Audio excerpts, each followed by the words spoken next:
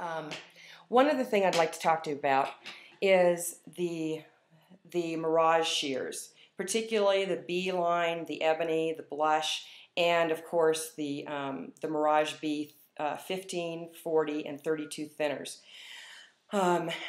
The advantage to these, of course, is that they have teeth on both blades, and therefore they don't leave a line in the hair.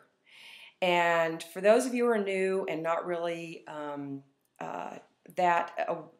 familiar with the problems that stylists have, that's one of the problems that they do have, is they love to have a thinner blender or even a texturizer that they can go in and erase lines on hair. For instance, I have blondish hair. A lot of times if they're doing a layered cut, I end up with lines in my hair. A thinner blender or a texturizer is one way that they can eliminate those lines very easily without having to do a lot of point cutting. It gives them a more consistent cut, and it also saves them time. But on a traditional thinner, a lot of the times they're softening one line but establishing another, and they therefore have to go in at an angle to do a little bit more texturizing, and here again, it's more work. The beauty of these shears is that doesn't happen. They can eliminate the line that they've caused with their regular shears without having to do anything but come in and straight cut with these shears. It's a shear that if you show them the shear and have them use them for a few minutes, usually if there's 6 gals in a salon, usually 3 or 4 of them will end up buying this shear once one has, because they can see the benefits of it pretty quickly. But it's a shear that you need to make sure that you put in their hands and that they use so that they can see what it does. And the handle design, it looks very odd. I agree with you entirely. When I first saw it, I thought, whoa, that's weird. And I picked it up. Surprisingly, it was very comfortable.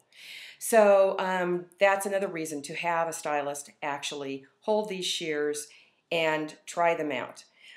One last thing I'd like to talk about is fitting a shear to the hands of a stylist. Whenever we sell a shear, as you know, they come with a set of finger sizers.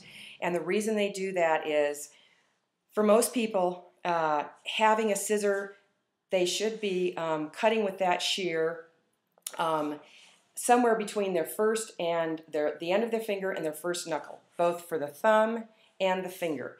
That's how they get the most power down the blade. That's how they have the most control. However, if this ring is too big, as you can see it as it is with this finger, it's just slopping around in there. What happens is that my hand realizes that it has to have more control, and so all of my fingers end up gripping this handle more tensely to make up for the fact that this is really sloppy. So that's why you need to fit shears to the stylist. That's why we give you the finger sizer rings, so that you can fit that in there to decrease the amount of size in the hole so that it'll fit her more comfortably. Now, like on this shear, I still can put my finger through there pretty easily.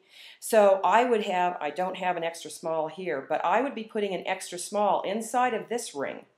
On the thumb, actually, this will go down too far on my thumb as well. And so I'm going to slip a sizer in that as well. The way that you can explain to stylists is that it's kind of like when you have a pair of shoes that are too big. In order to keep them on your feet, you kind of scrunch up your toes so that that shoe won't fall off.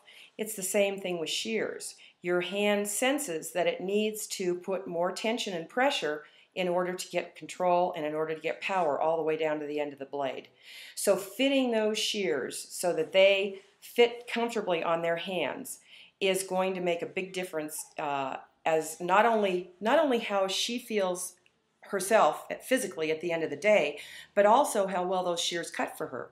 Because a lot of times, if the tension is not correct and her hand and the way it fits her finger and thumb is part of that tensioning factor, if it's not correct, a lot of times the scissor will push hair or fold hair, and it's not really the fault of the sharpness of the blade, it's really the fault of the fit of the scissor.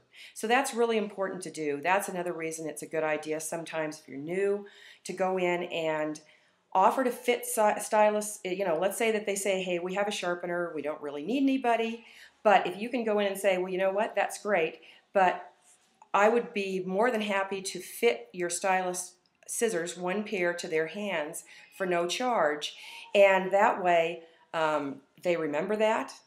especially if you have different colors. They love it, and it really is providing a service to them at really low cost to you, which allows them to remember who you are and call you back later. Thank you so much for listening to this. It's not really professional. You know, we're kind of low key, but we hope that this would help you a little bit in your sales techniques and make the new year a more prosperous one for you. Thank you. Goodbye.